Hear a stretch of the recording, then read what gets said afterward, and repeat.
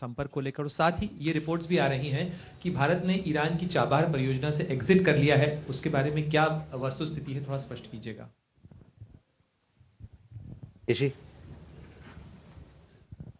This is Yeshi Seli from Business India. I have a question on Myanmar. The second round of elections was held on January 11th. Two Indians had gone as observers in the first round. Did anybody go? And also there are talks of including ethnic groups when the government is formed. Is there any update on what is likely to happen?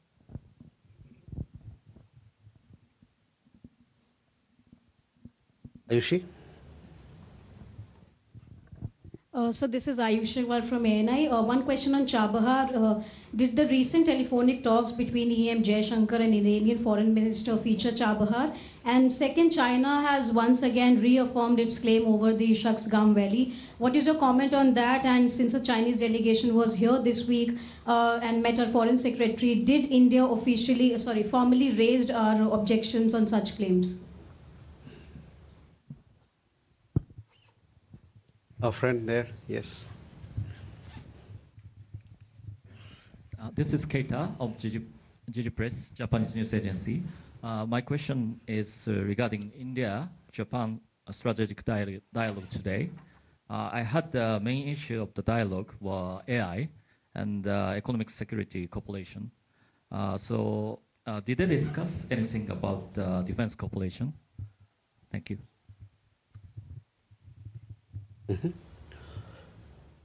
Rishabh? Sorry. Siddhant, sorry. Hi sir, I'm Siddhant from CNN News 18.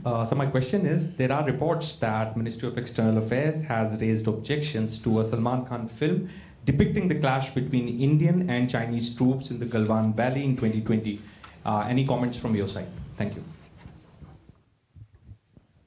Okay, first we come to Pranay, आपका सवाल को सबसे पहले देखिए, आपको जैसा कि पता है, ईरान में करीबन हमारे 9,000 नागरिक इस समय रहते हैं, लगभग। इनमें से ज़्यादातर लोग हमारे विद्यार्थी लोग हैं, उसके अलावे नाविक हैं और तीर्थयात्री हैं और भी कुछ लोग जो व्यापार से जुड़े लोग वहाँ पर रहते हैं। हाल ही के दिनों में वहाँ जो गतिविधि चल रही है उसको लेकर हम लोगों ने 2-3 एडवाइजरी इशू किए। एडवाइजरी में हमने ये कहा कि जो हमारे नागरिक हैं भारत में वो ईरान अभी ना जाएं, और जो भारत में वहाँ जो हमारे भारतीय नागरिक रह रहे हैं उनको कहा गया कि आप देश छोड़ने का जो भी मीन्स है अभी तो कमर्शियल फ्लाइट्स वो भी उसका भी रास्ता अभी है, तो वो सब लेके लोग वहाँ से निकले।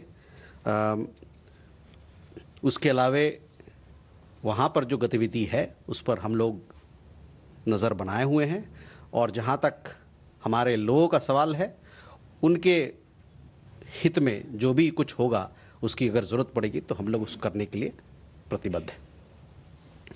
दूसरा सवाल आपका था चाबहार को लेके, तो उसमें मैं अपनी बातें आपके सामने रखना चाहता हूँ। जैसा कि आपको पता है 28 अक्टूबर 2025 को यूएस के ट्रेजरी विभाग ने एक चिट्ठी जारी की थी हम लोगों को।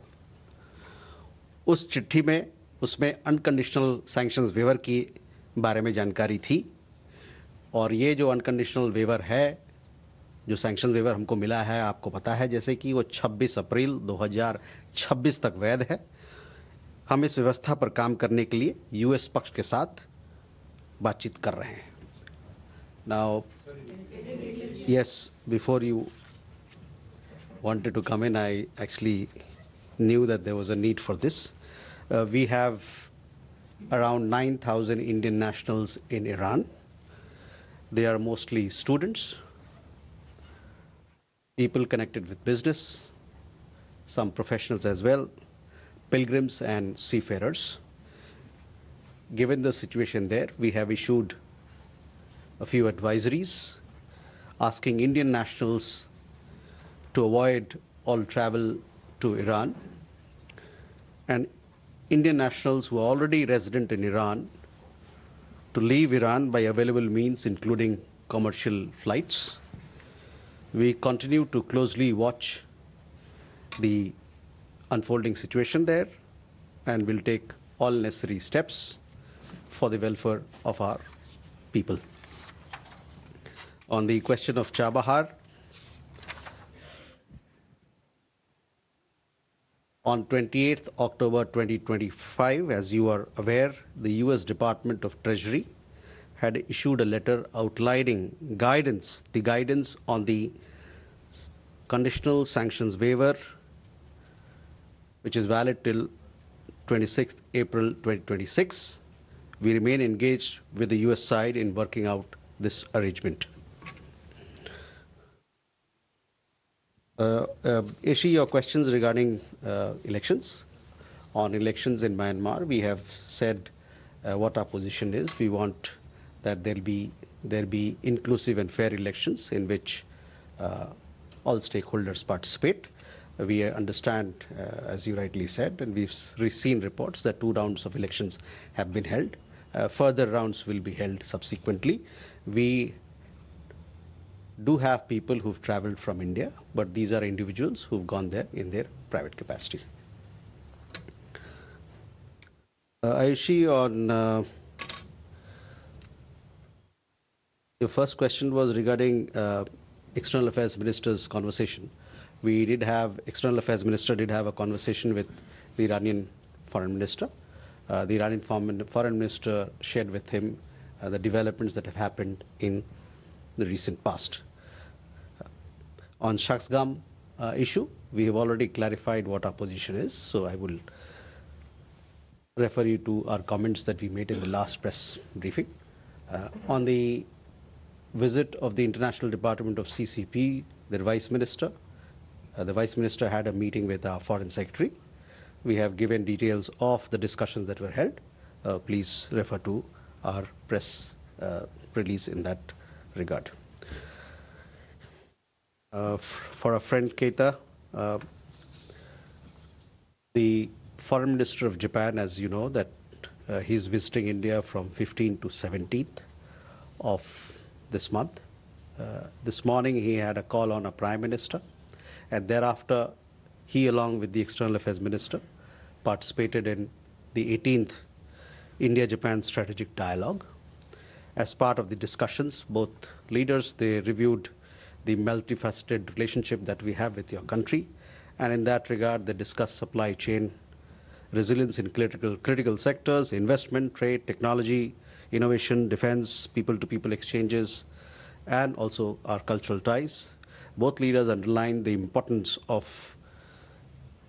further strengthening India-Japan special strategic and global partnership in keeping with the outcomes of the 15th annual summit that was held in Japan last year when our Prime Minister traveled there for it.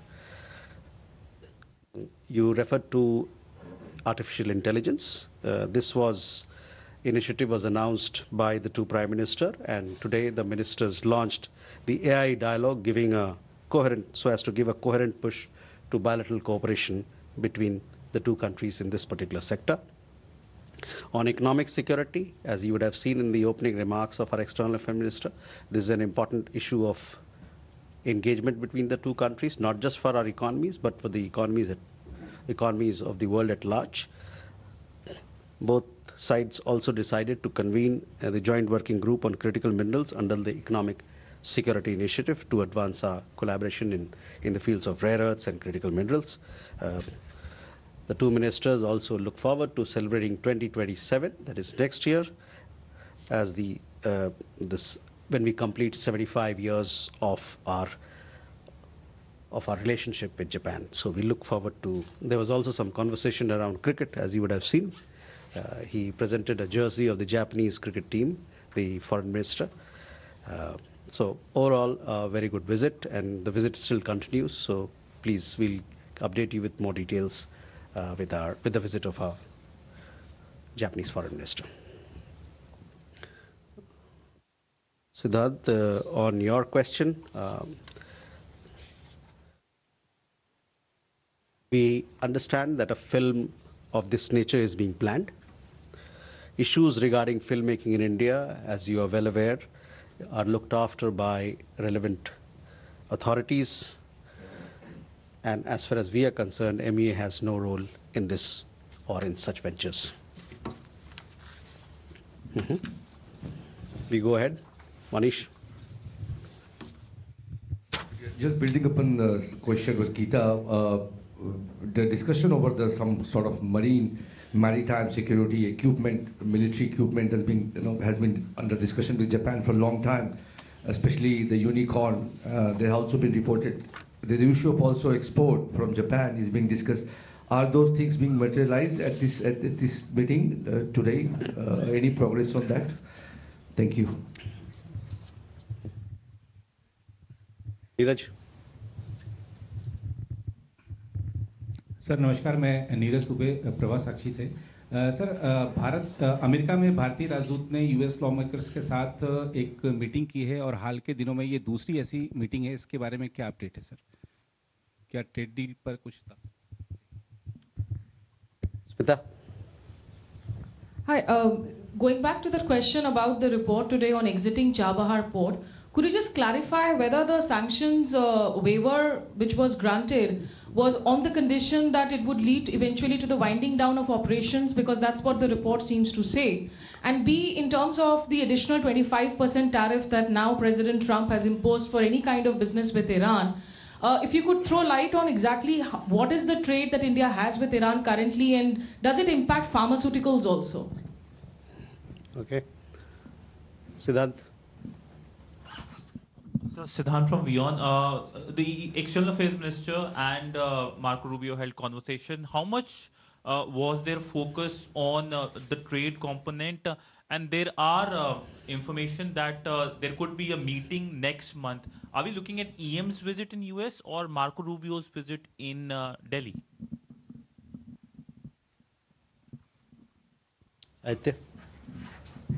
So Aditya from NDTV, my question is about the India-EU summit that's happening, and we saw the statement from the MEA, but are we really going to sign now the FTA between the two countries?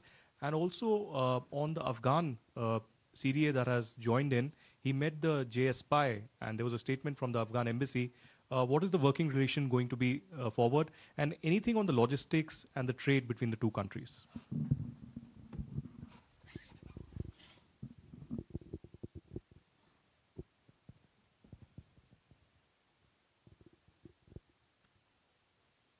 अगले चरण में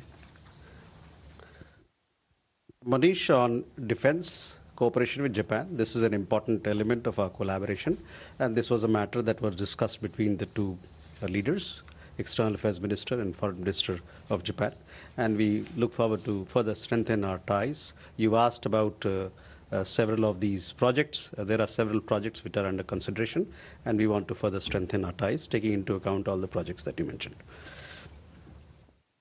नीरज, जो अब भारत के राजदूत America में चाहे कोई और देश में हैं, उनकी लगातार बातचीत होती रहती है वहाँ के कांग्रेस के मेंबरान से, और उसके अलावा और भी अन्य समाज के वहाँ पर जो लोग हैं उनसे बातचीत होती रहती है, ताकि हमारे दोनों देशों के रिश्तों में और मजबूती आए और बल मिले, और इसी संदर्भ में ये बातचीत लगातार चलती रहेगी. और जैसा कि आपने बताया, हमारे वाशिंगटन डीसी में जो एम्बेसी है उसके